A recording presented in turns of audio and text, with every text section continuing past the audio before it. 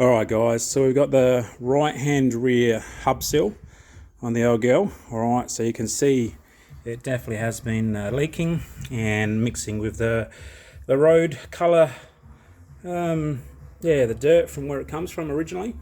So look, pretty basic. It's basically a truck diff. But the only thing is they did change. You find these in the GMCs and some of the Rams too, these axles. Different sort of a castle nut with a locking keyway.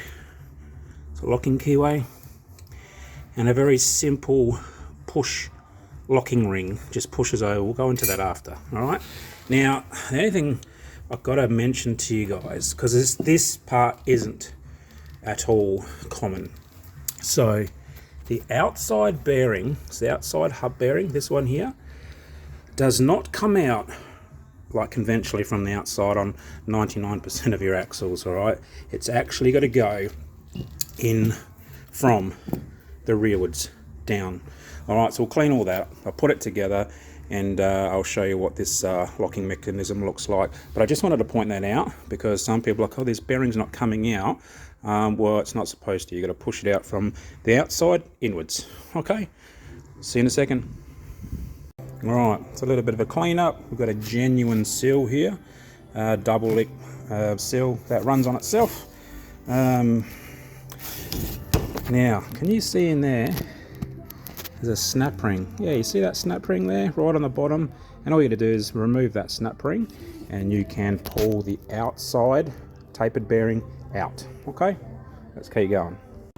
Alright, so just a quick one. I was just thinking actually when I was just cleaning this, I wanted to just tell you a little trick that I do. Look, most of you guys out there, you mechanics, you should know this, but I know because I've seen it, that there's a lot that don't.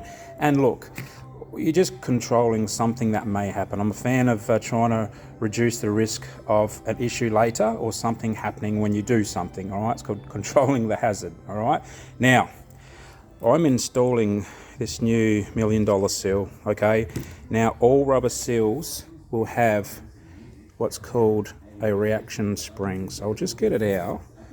I'll just pick it out and I'll show you what I'm talking about. So what I'm wanting to do is we need to make sure that this spring doesn't pop out, because it happened to me a number of years ago and I made a mess of oil. All right, and I had to do the whole job again. All right, so see this?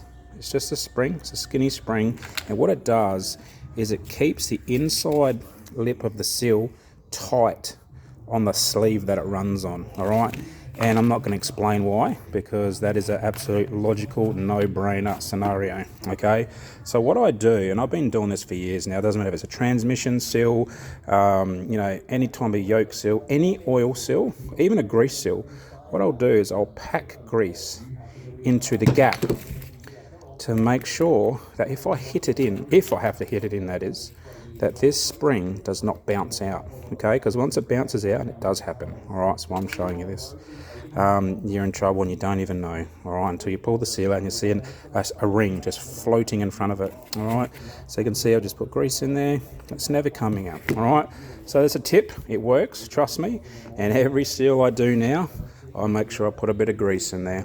It's cheap insurance. All right, moving on.